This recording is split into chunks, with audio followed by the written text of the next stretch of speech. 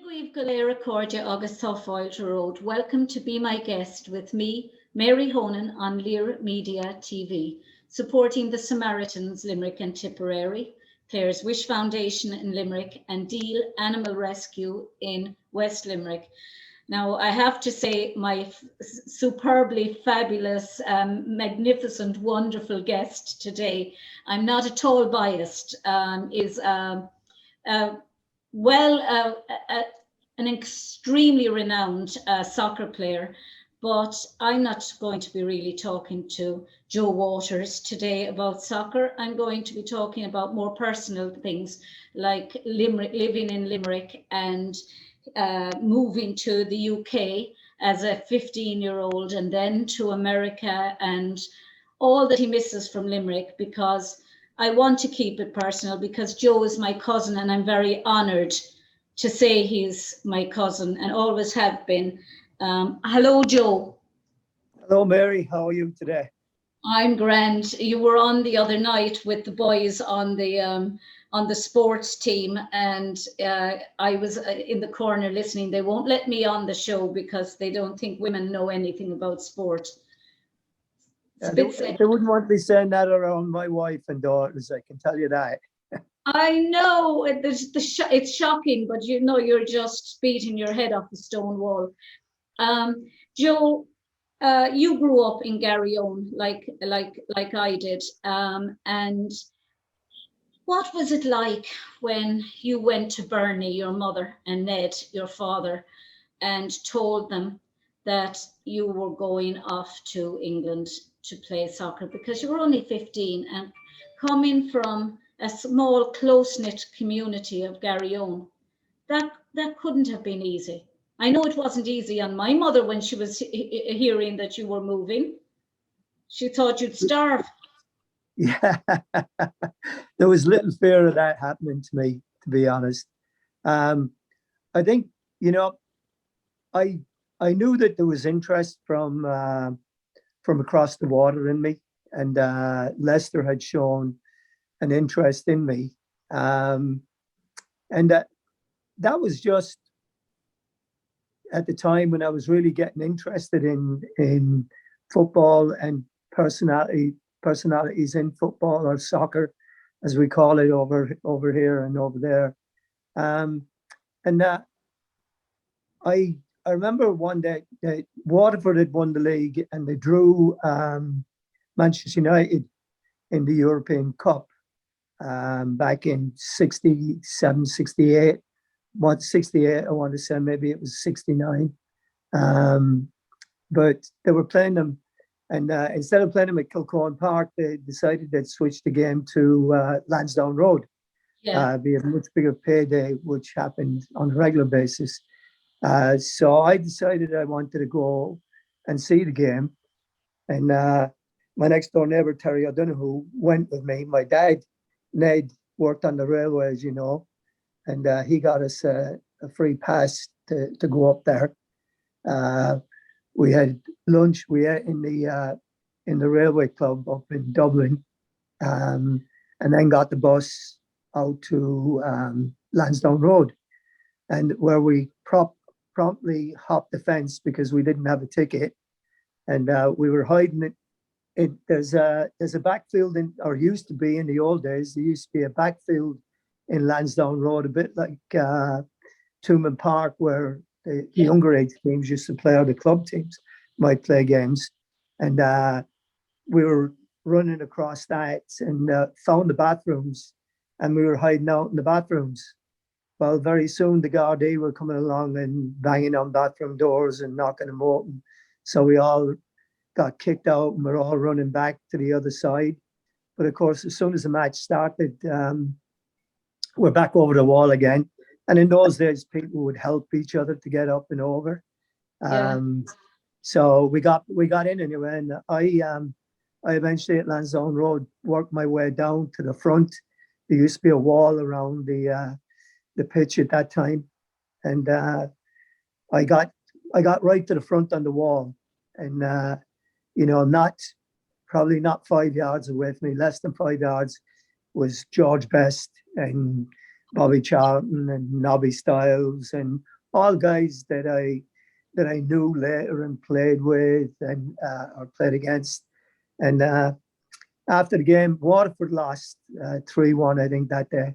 But after the game, Terry and I came back down home and got in the train back down home. I walked into the house, and you walk into the house and turn right to go to the living room. Yeah, And my mother was sitting by the fire reading the paper, that's and true. she said, "Well, how was it, Joseph?" She always called me Joseph. She never called me Joe. And I said, "Ma'am, all I want to be is a professional soccer player."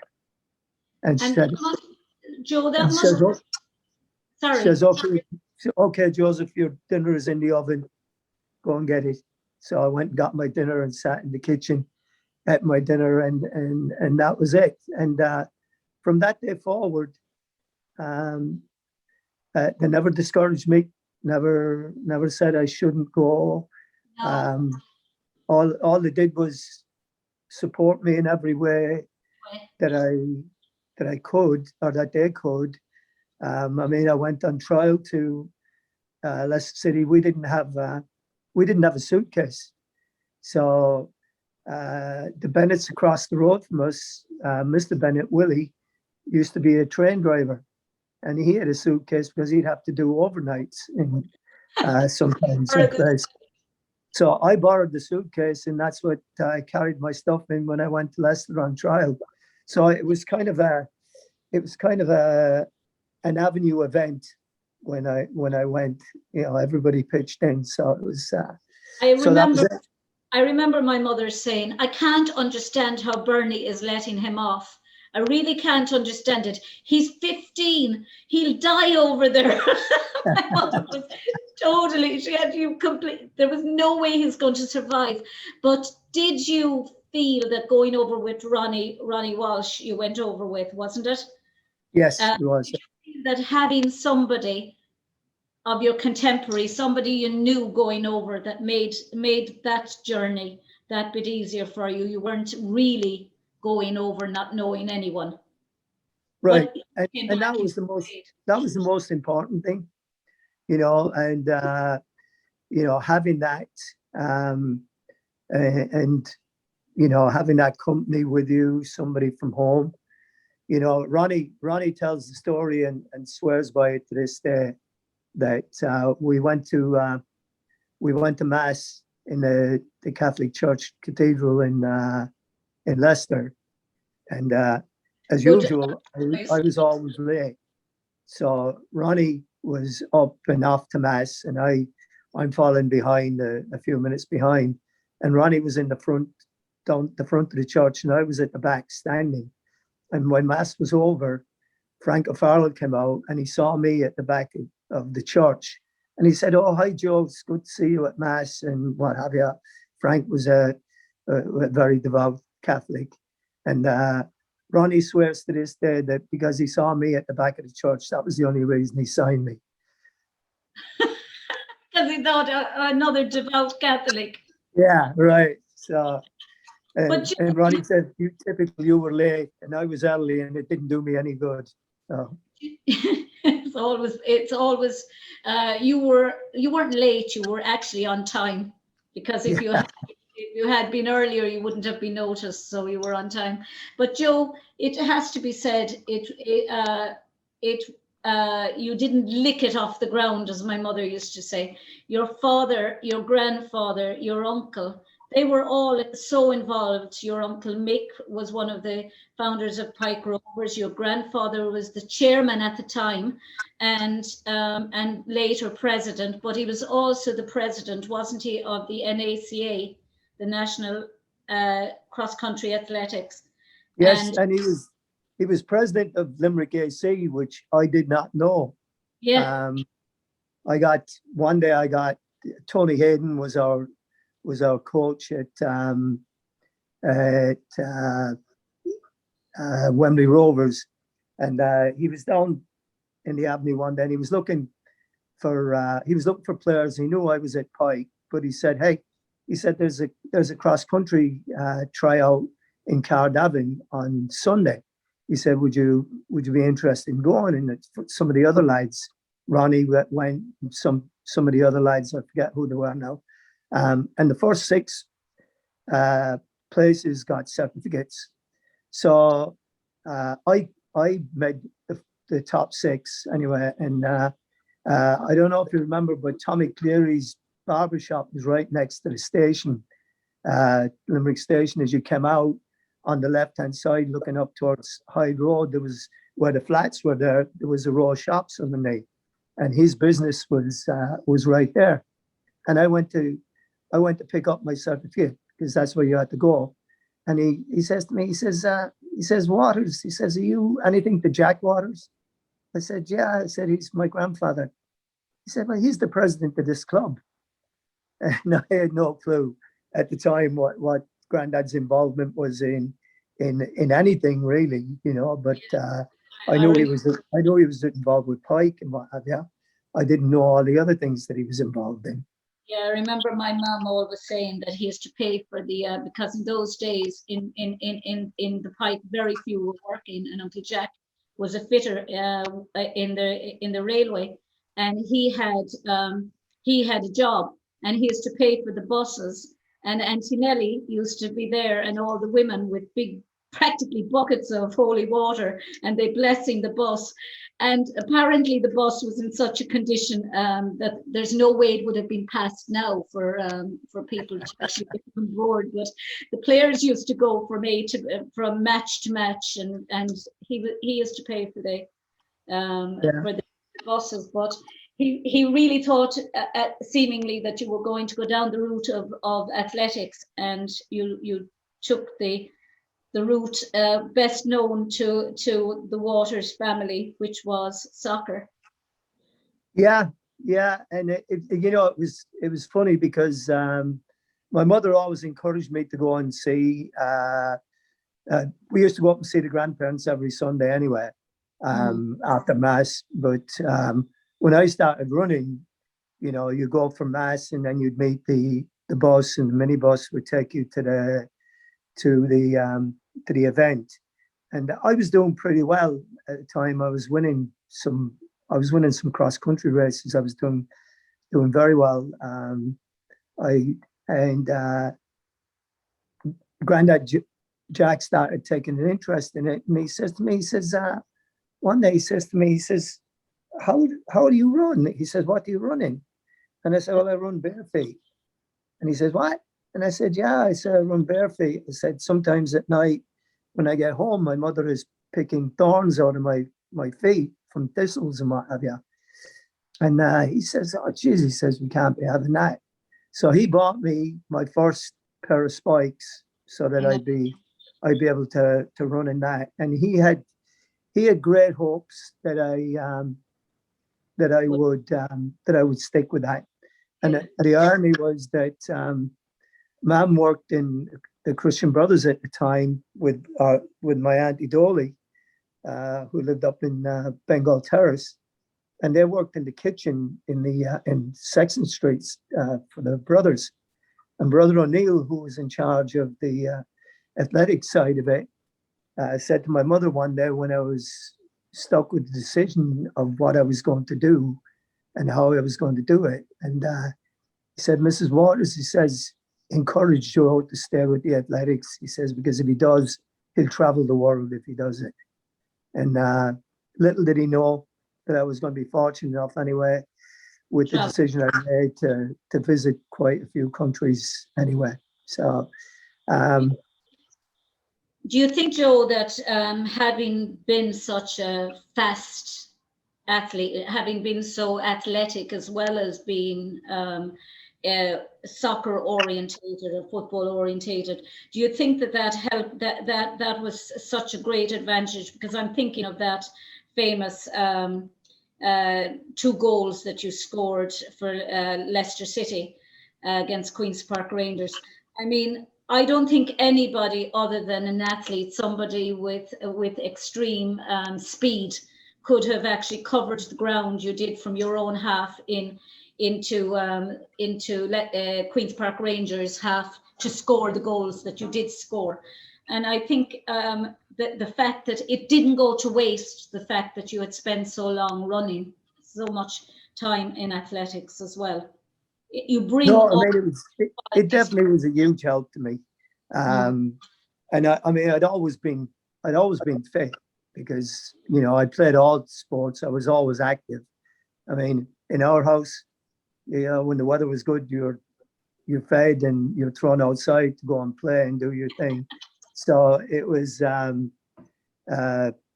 it was fitness, you know, and the irony of what you're talking about there was that if you look at the film closely, you'll see that my socks are down around my ankles, and just prior to the second goal, I was cramping up a little bit, and the manager Jimmy Bloomfield was getting Mike Stringflow, who was the sub, ready to go on for me, and just as that happened, QPR get the corner and it's cleared, and it happens to be on my head, and I headed towards Steve Earle. It was my job to be at the top of the box for anything that came out there. And it came right to my area. So I run onto it. I head it to Steve Earle, and then I just take off. And Steve gets a great touch on it to get it past their last defender.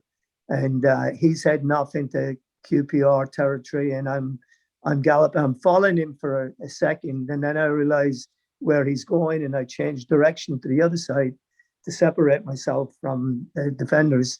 And then he slips the ball through me and it through to me. And I get on the end of it and lift him over the goalkeeper. And Jimmy Bloomfield turned to Mike Stringflow and he said, "Mick, sit down. He's all right." You know, Joe, I think I told you the other day, I was coming home on a flight. I can't remember where I was. I think I was judging a dance competition, and the guy behind me and his wife started talking to us as we were waiting to disembark at Shannon, and they were coming over from the UK on holidays, and he happened to say he was from Leicester. And I said, "Oh, my cousin Joe scored 2 goals for Leicester against Queen's Park Rangers." And he burst out crying. I know, I have to do it. And he said, "You have no idea. I grew up my whole life, my father just saying, 'Oh, you have to see this goal. You have to see this goal.'" And it was before YouTube.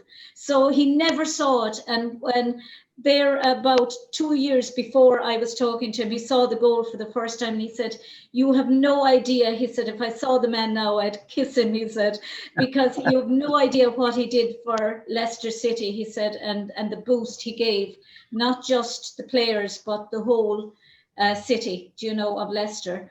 That things like that are never forgotten. I think it was a seminal moment, Joe. It wasn't just the goals, which were fantastic, but the commentary, everything.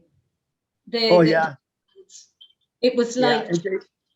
It still gives me goosebumps when I hear it and when I see it, you know. Oh yes, for the youngster, you know, it's like, you only dream about things like that, you know, and then to be fortunate enough to have it happen for you is just unbelievable. But your dad now, Ned, he was considered, if I'm to listen to my mother, Lord Esther, Ned was considered the best out half in Munster, rugby player. And she always said, if our Ned, she said, was born later, he'd have been traveling the world as well as a soccer player. He was a spectacular soccer player. So it was, and both Uncle Ned and you weren't the tallest of people. But then you look at the likes of Maradona and you think that sometimes players are better smaller because their center of gravity is lower, so their balance is better and their movement is better. And sometimes taller players are afraid of smaller players because they don't know where they are. Right. Yeah, and that's, I think, you know, that's very true. Smaller players tend to be quicker, more agile, you know, and that's a huge, you know, especially in a game of soccer where the field is so big, it gives Yeah. you so much room to be able to maneuver in and to pick your place, your spots where you're going to be and position yourself and what have you. And, quickness is really, for most sports, how quick you are um, dictates how well you're going to do. Joe, what was the most difficult thing for you when you did actually make because I'm sure, or did you hit the ground running, as they say? Were there things, because in those days you didn't have Ryanair, so you couldn't just No, hop on a flight for 10 euros or plus all the expenses that they add on. But you couldn't come as often as you liked to Ireland. And go back. You couldn't come at a weekend and just get a break and come home to Ireland. You nearly had to plan it for months in advance when you were going to come home. How difficult or was it for you, or did you just embrace it? well, I mean, I knew what it was going over. Obviously, the club had told me and they'd explained to me. And just like you say, I remember Robbie Keane being at Wolves and Wolves flying his parents over to watch him make his debut and what have you. And I mean, I'm thinking of my mother and father, that would never even have occurred to people back then. And for me, I knew that I could go home at Christmas and I'd have that. And then once the season was over, I could book my flight and come back for the summer. So I knew that there were that the two opportunities were there available to me. But in between time, it it's pretty difficult when you're, well, it's not pretty difficult. It's hard when you up and you're used to a big family being around you, and you have the comforts of home and stuff like that. And then you go to a place where they're all strangers, and you're having to, and not only are they strangers, but they're competitive. That where you're all competing for the same things. So there's a certain amount of uh, rivalry there. Yeah.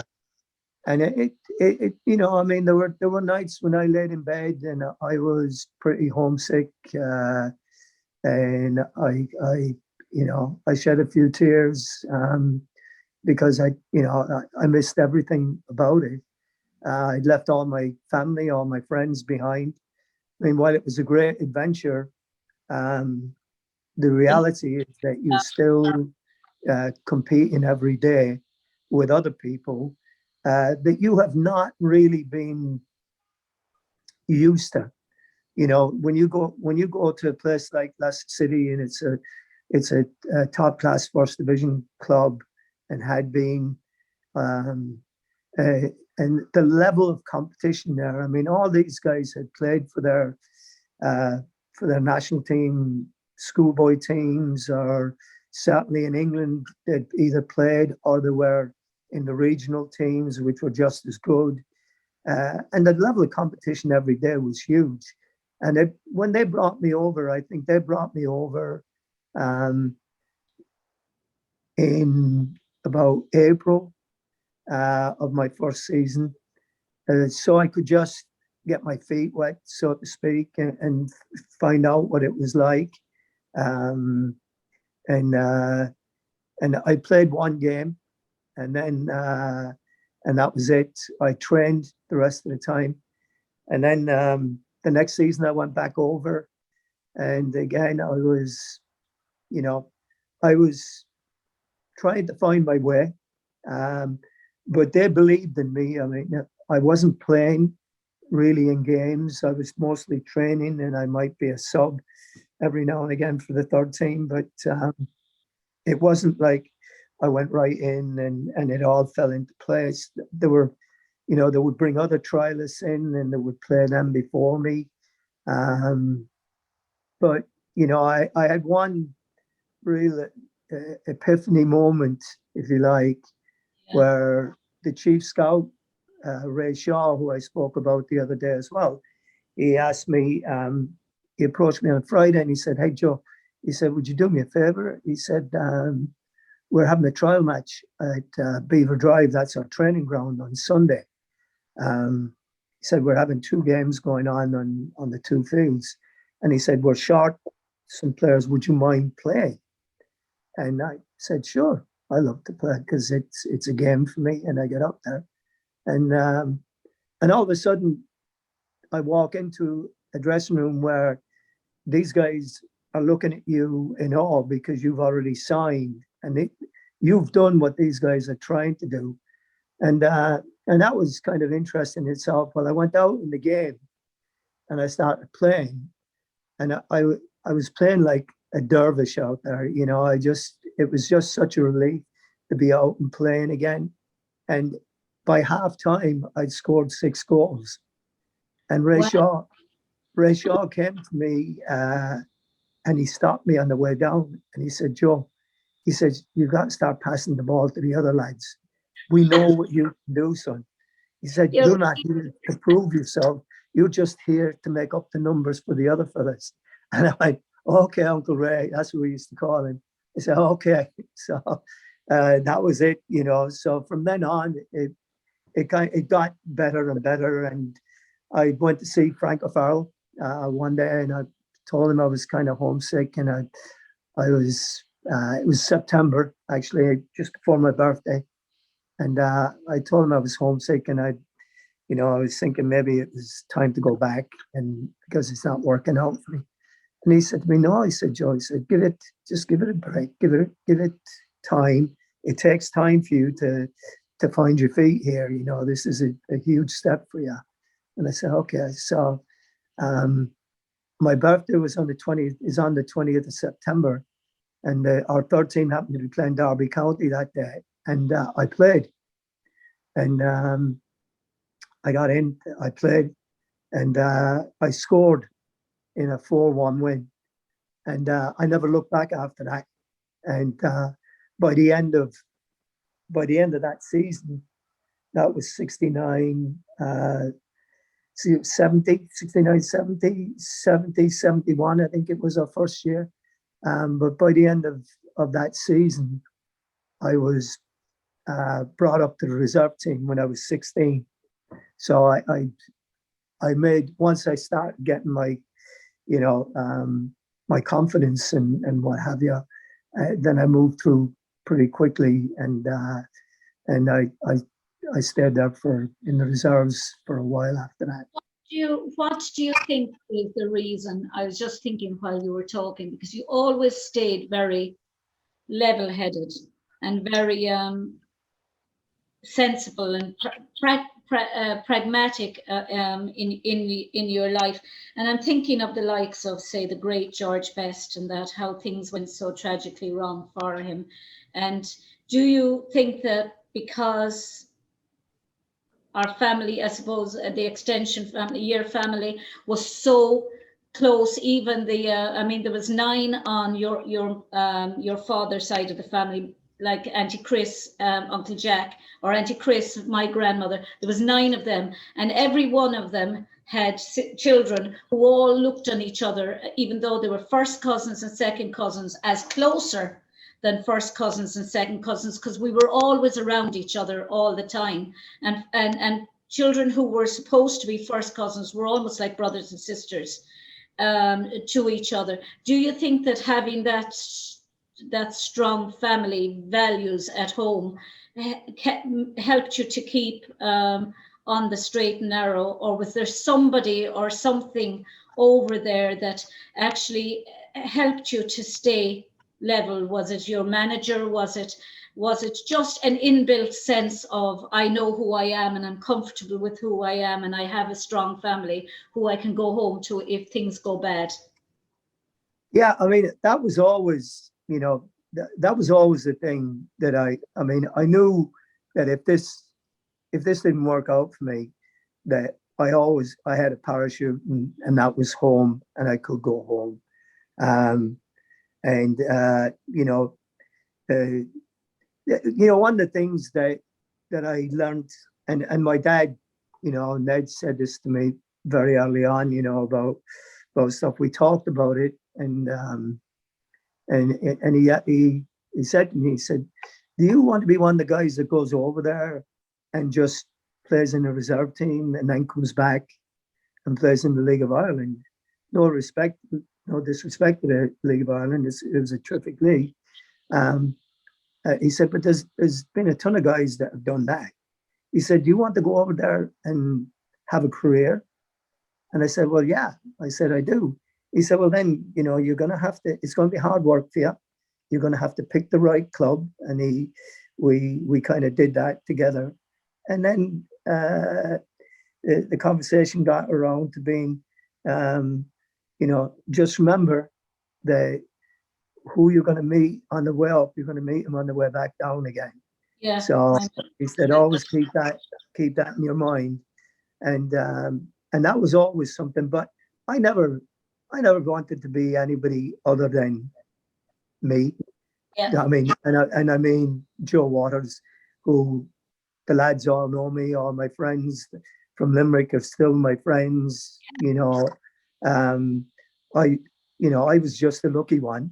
I was the one that got away and managed to live my dream. But it was never anything about being big-headed or anything like that. That wouldn't be allowed in my family. You'd be, No. you'd be told.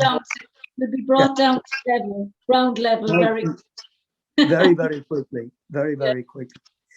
So But, no, I was always comfortable in it. I always believed in myself, and that was, one of the reasons I left Leicester, really, because I wasn't playing regularly. I was captain of the reserve team there, and I'd be in the first team squad, and then I'd play reserve games midweek, and then I'd be in the first team squad, or I'd play if somebody was injured, or I'd be subbed. And then, I got to the stage where, I was getting to be 22, 23, and that's about the time you have to start making your own mark on it. And Leicester at the time, our manager, Jimmy Bloomfield, was a great guy. I mean, and I love Jim, a lot of mercy in him. He passed away from stomach cancer a number of years ago, but I always liked Jim. He was always a great guy. He did well with me. He gave me my chance, but he was a big believer in you can't beat experience. And I remember we played a game against Carlisle. Carlisle were in the first division at the time, and they were doing very well early on.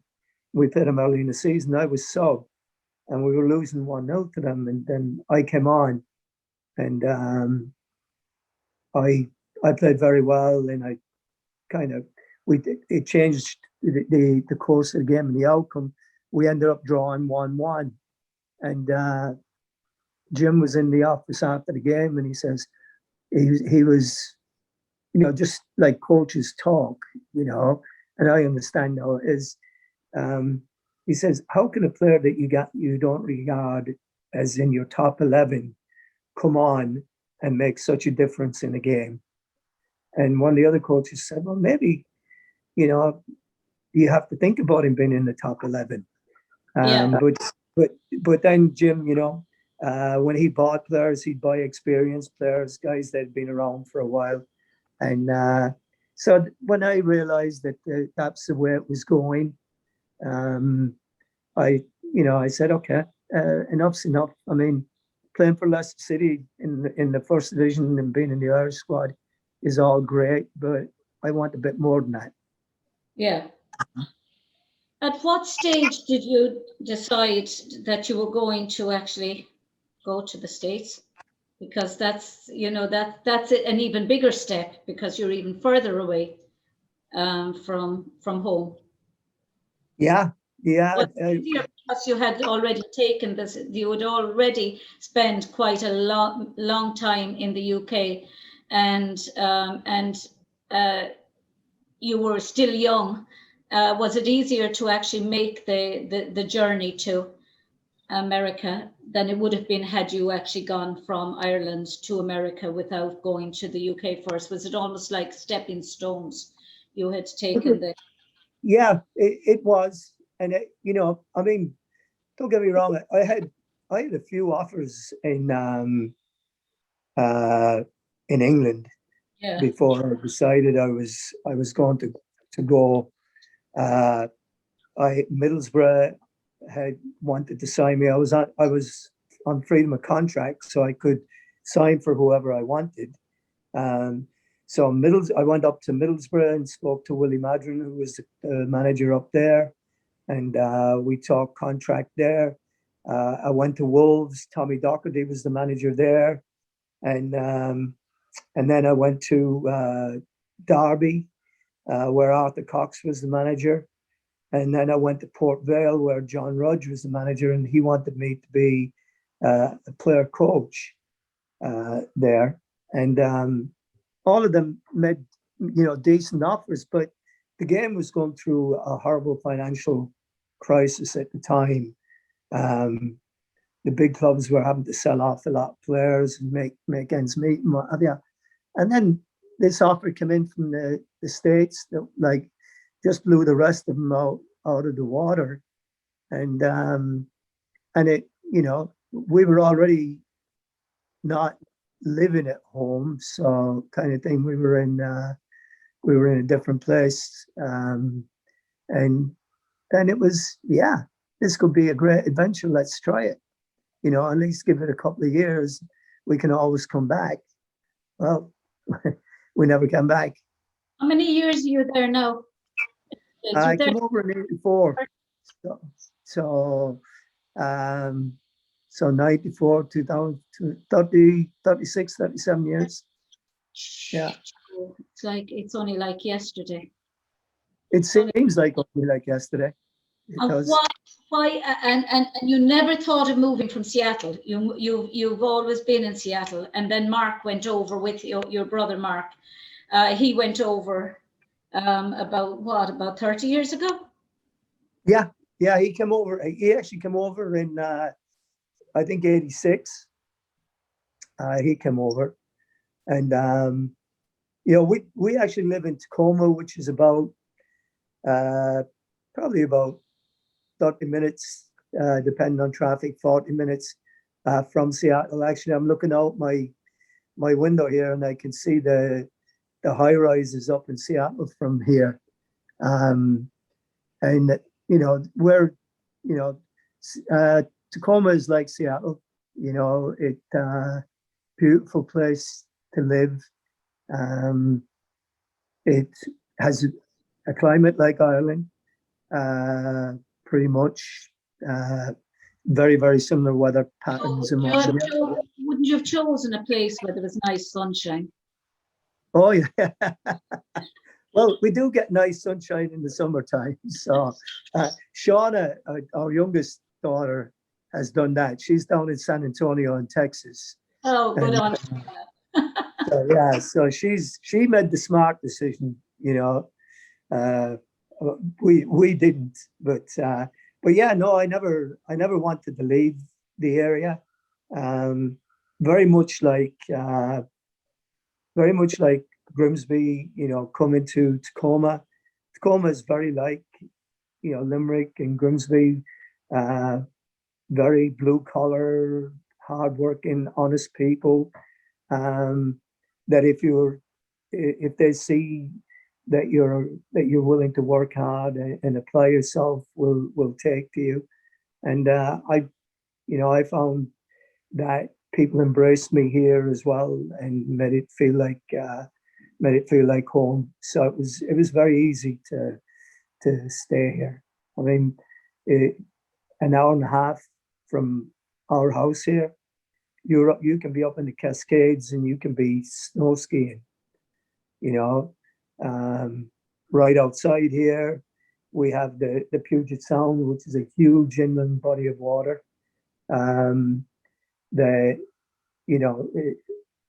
Right 5 minutes walk down the street, we've got a huge park, Point Defiance, that has got trails and it's got a beach and all sorts of things. Um, And you're you near know, Bill. You live near your Bill Gates's neighbour. yeah, yeah. So I mean, it's a fantastic place. They've just on the waterfront, just below us, a 5-minute walk down the hill. Uh, you have restaurants and parks and music down there in the summertime. So I mean, we live in a city, but it's really a town. Yeah, The size of the town is probably 1,000 families, maybe 1,000 people.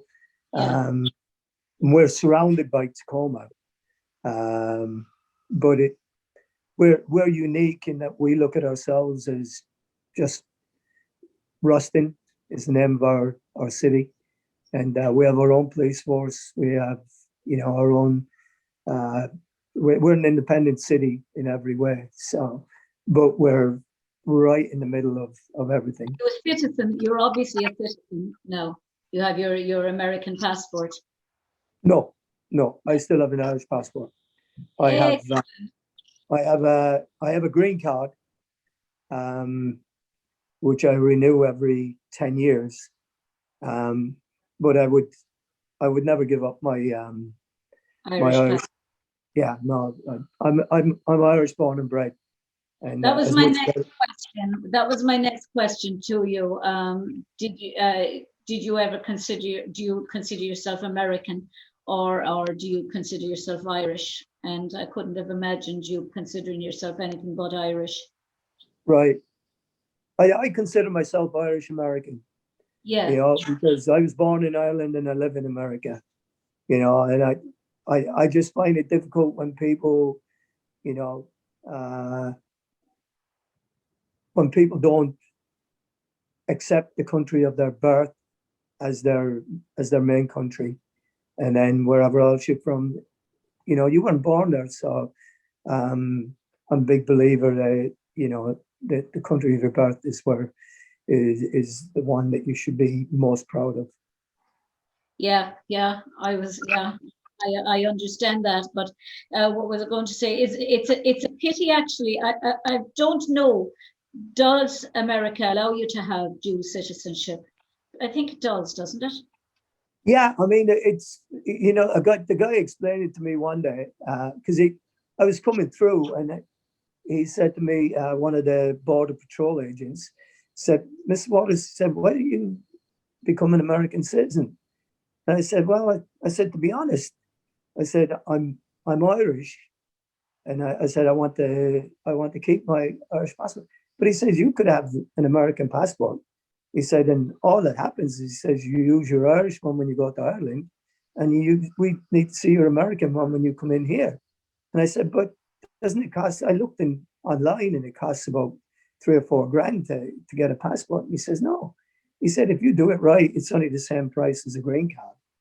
Yeah. So, I thought about that one, and maybe when my green card comes up again, maybe A, I'll think about. a friend of Uh, mine, she was buried during the week in Arlington Cemetery, and she was originally from Tipperary, but her husband at the ceremony in their house, it was recorded and on YouTube, and he was talking about how he was a colonel with the American Army, and he was in Vietnam and that, but he was talking about having the diplomatic passport, having her Irish passport, and her having her American. And she was saying when they were going to certain danger zones and that, I'm telling you now, if I get into trouble, I'm burning this passport. It's going to be hidden somewhere. She said, I have an Irish passport. They won't touch the Irish. Is what she said. that's, So that's just very true. That's very true. around with all the passports, the diplomatic and the Irish Yeah. and depending on which one she needed to get into. But if she saw any danger at all in an area, the Irish passport was used. Oh yeah. That's like the story of the fella that the time that there was trouble in Yugoslavia when the breakup was, Yeah. and they rounded up this group of people, and they were going to shoot them, and one guy is wearing a Real Madrid jersey with they had a Mexican forward playing for them at the time. I forget his name now. But the lieutenant, whoever was in charge, looked at him and he said, Sanchez, I think it was. And he said, Hugo Sanchez? He said, yeah. He said, oh, you can go. And he sent him away. It was like, saved his life. So it's, sometimes it's little things. And I'm the same way. If ever I'm anywhere and I show my Irish passport and that's it. And if they think you're anything other, then no, it'll get you out of a lot of binds. Sure. That's the one thing that the Irish have is the passport. That's the safe passport. But Joe, where to from now? I mean, you're still involved in the coaching in the States. By the way, say hello to Ned and Lord Him. Say hello to Uncle Gerard and Nancy Waters and all your family in Ireland. Yes, I said Tina texted me the other day or messaged me, and young Ger messages me as well. So hello, Uncle Ger and Auntie Nancy, how are you doing? And sending Muriel, you all love from over here. And Muriel and all of them, Teresa, and all the rest of them. All the rest of them. But what's next now for you? Well, now actually, you just touched on something there, and I just told the girls yesterday. I've actually retired from coaching. I just did it this last week. And there's just so many things happening, and things that I want to do, and new commitments. Shauna is pregnant, and she's gonna be having a baby here, and they're going to be down in San Antonio. So I want to be able to go down and do that. I've got some reunions coming up for our third division championship team, and I want to be able to do that. And I've missed a lot of stuff because, with coaching in the autumn and in the spring, a lot of stuff goes on at those times. So I've kind of missed out. And I've had 39 years at the school. I've been lucky that it's been a very successful. Both the boys and the girls have been very successful programs and have done very well. And I hope we'll continue to do that with the new coaches. But it's time for me to hang it up and let somebody else have a go at it and enjoy doing it. Well, you can take the boy out of soccer, but can you take the soccer out of the boy? Well, no, you can't, and that's the thing with it. But the beauty of it is, as I'm speaking to you, I've got the Euros on over my right shoulder here. So you need to say you're watching the Euros while you're talking. Yeah. No, but you know what I'm thinking of? I was looking there while you were at one stage, the Nadal Djokovic match in tennis. I'm a Nadal fanatic. And Teresa, your sister, was a great squash player. She played for De Beers. Yes. Do you know? So it was sport. And Dermot played for Richmonds in rugby. So sport was just it's in your genes. So it's not. I don't think you'll retire fully, Joe. I think you'll have to be at the matches having an input. You mightn't be involved, but you'll be there. Oh, I still have the interest in it because and the coaches that are taking over for me are all good friends of mine because I brought them on and what have you, and so that part of it will never go away. But it's a funny thing that you're talking about there. In our family sometimes myself and Dermot are a blessing and we're a curse. Because all our siblings ever hear about is the two of us and what have you. And my nephew Jeffrey was out one night and he was out somewhere and he got talking to this fella, and he says they introduced themselves, and the fella says to him, he says, Waters. He said, are you related to the Waters, the soccer people? He said, yeah. And Jeffrey goes, oh yeah, here we go. No, I have to listen to that. So the fella says, oh yeah, he says, two fine players, never see the likes of them. And he says, Jeffrey goes, is waiting and waiting. He says, yeah, those two girls, they were great soccer players. He was talking about Teresa and Beth. The other two never got a mention. Jeff loved that one for the rest of his life. And Lorraine Waters, John Waters' daughter, was mad into the soccer as well. Yes. And we were even saying she was better than than that Waters side of the boys in John's family.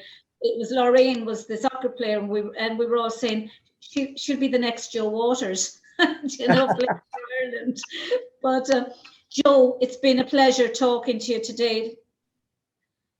Thank you, Is there Mary. anything you'd like to say before we finish up? No, just hello to everybody, and I'm so looking forward to this thing being put behind us so that I can get back home again. It's just, you know, this has just been a nightmare. Luckily enough, things are starting to open up. Sue and I are going down to Mexico on the 23rd of June. We're going down there to celebrate Kelly's 40th birthday. So the whole family is going down. So finally we're getting back to doing some traveling, and I can't wait for it to open up back home again, and so I can get back and just visit. I love going home, and I call it home. You know, when you're born in Bedford Row and you live in the Pike, and then you move to Garryowen, you know, you're a Limerick man, and that's it. And you know, everything starts with you being, you know, you're a Pike man, you're a Limerick man, then you're a Munster man, and then you're an Irishman. And in that order, you discover the importance of it all. But it all goes back down to being where you were born and where you were brought up. And I just love going back. Irish by birth, a Pike, grace of God. Yeah. So, yeah. But Mary, you should tell them sometime about the house that we grew up in.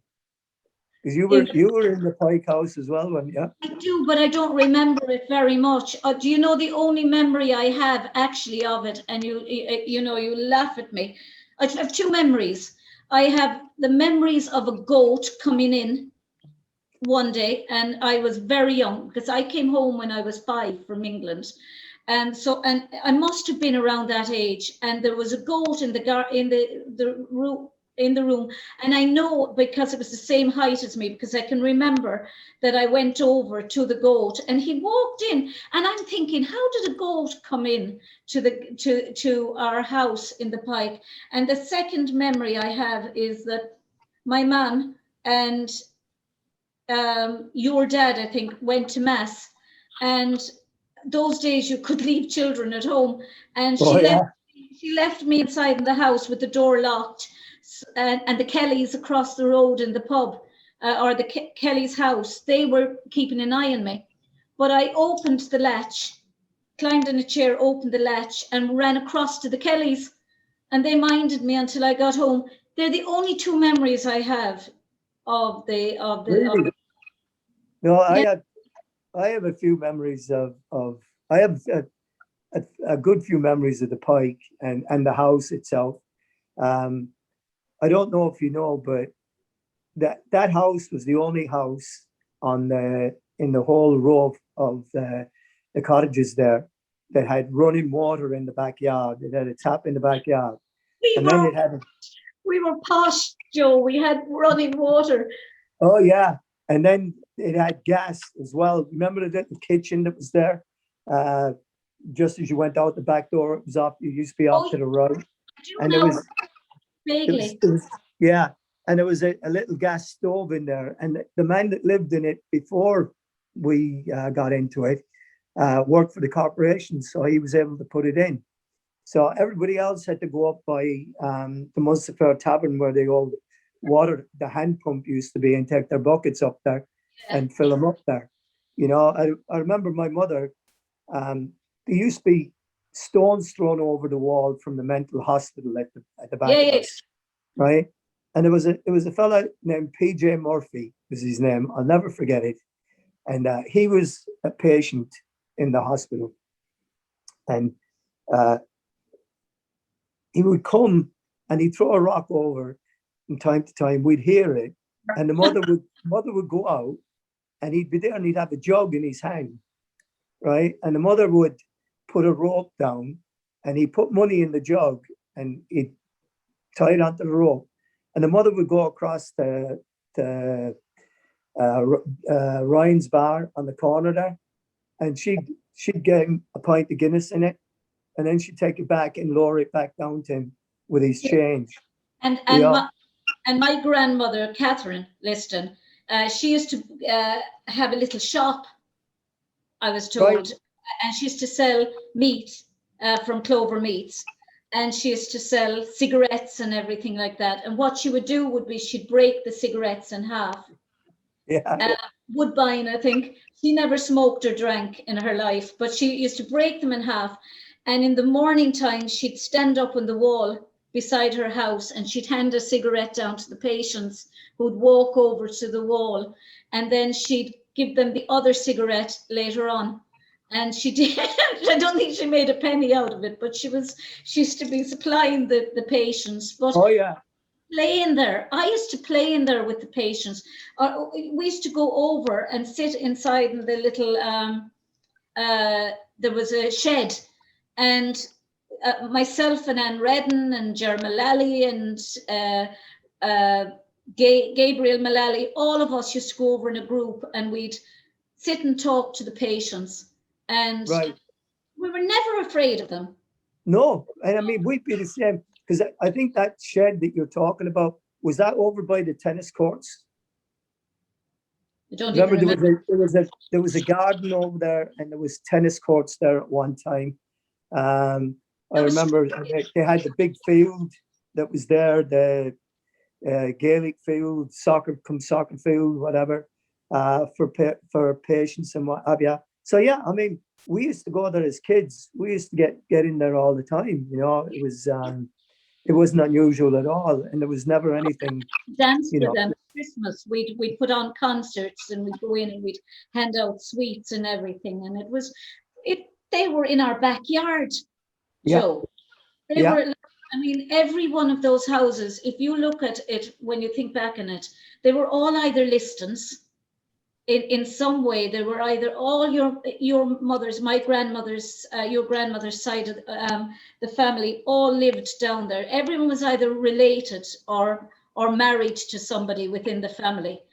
Yeah. The families down that row of houses, and then they moved across to either where I am now or Single Crest.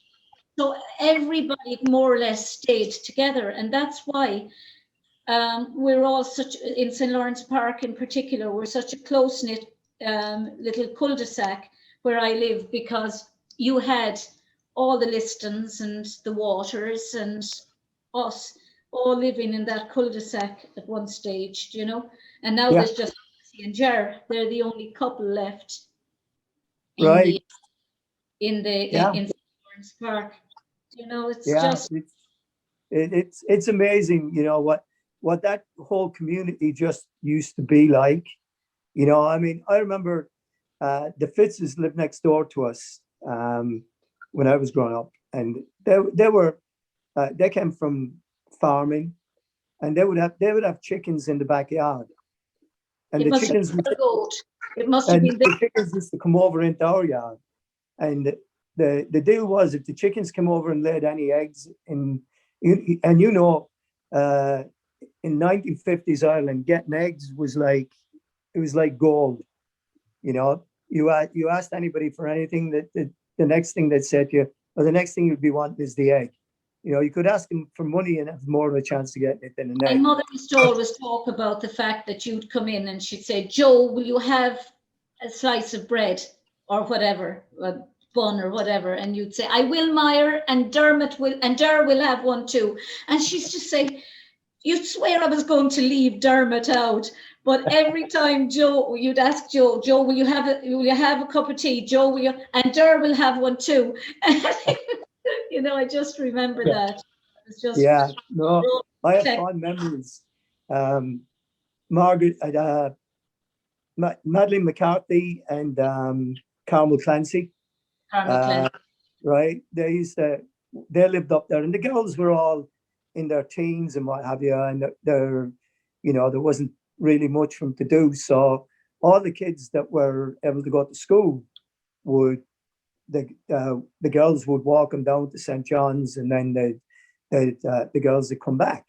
Well, the mother had three of us at the time, myself, Dermot, and Teresa, and so she'd ask the girls if they'd take me with them to get me out of the way for a while.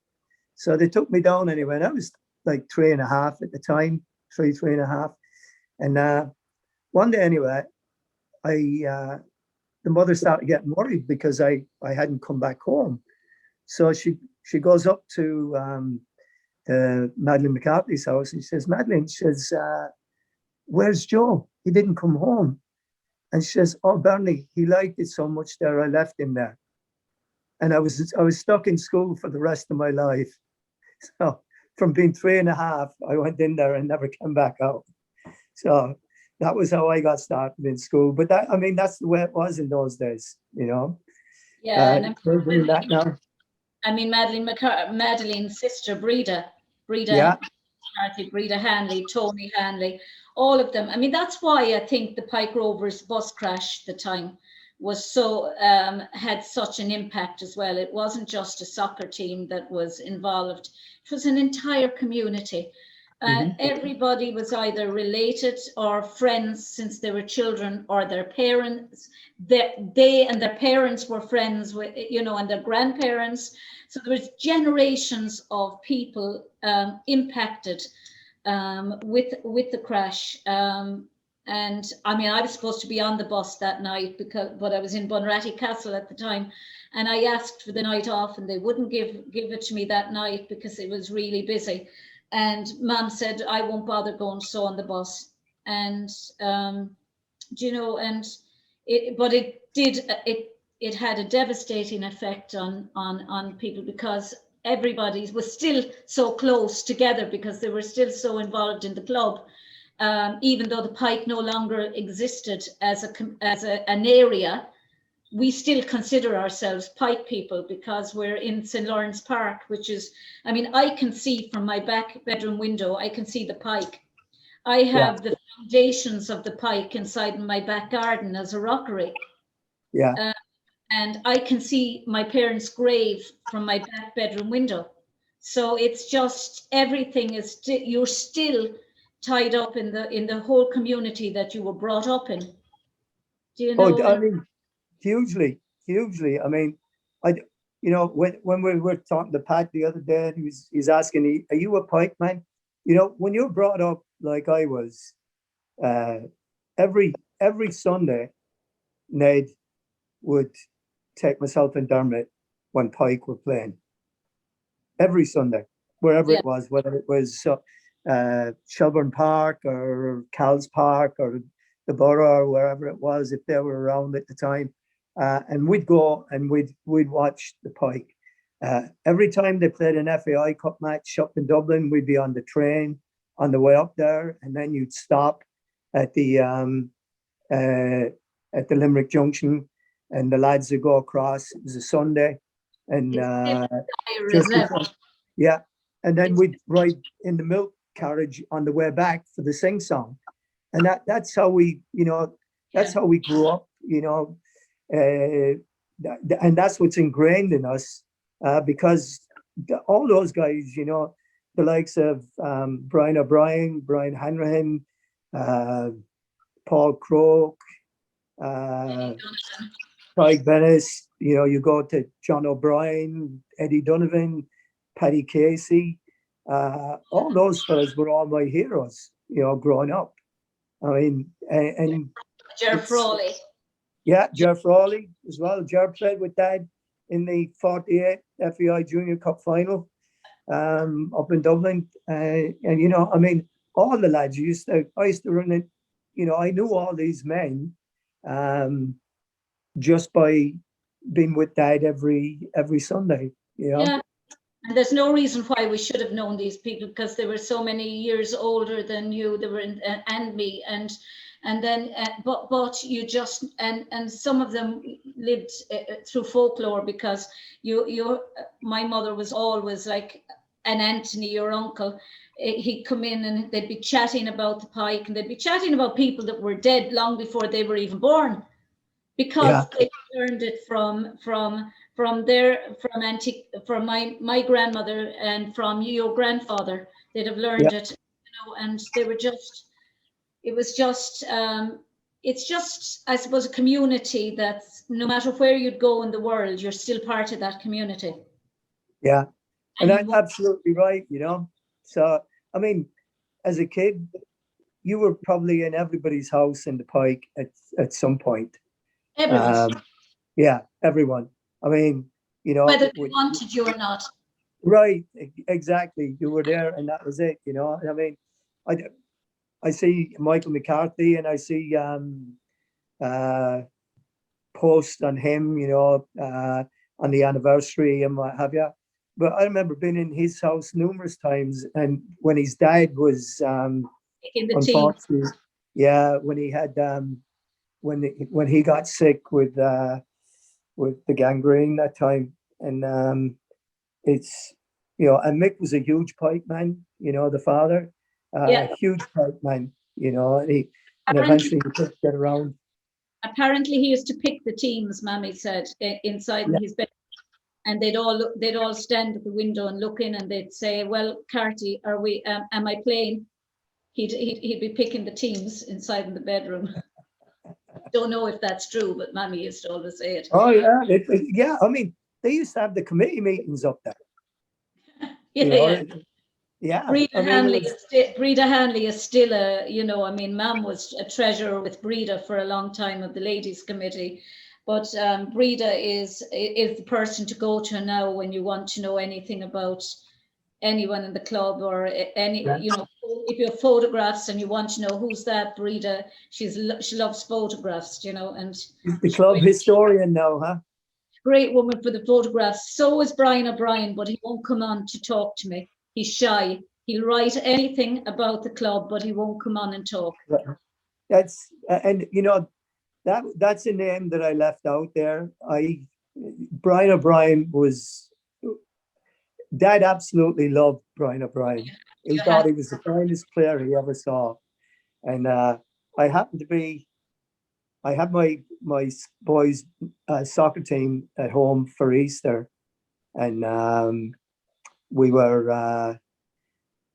going. It was on Easter Saturday, and we were going to mass on Easter Saturday, and we were going to do it up at the Redemptorists, but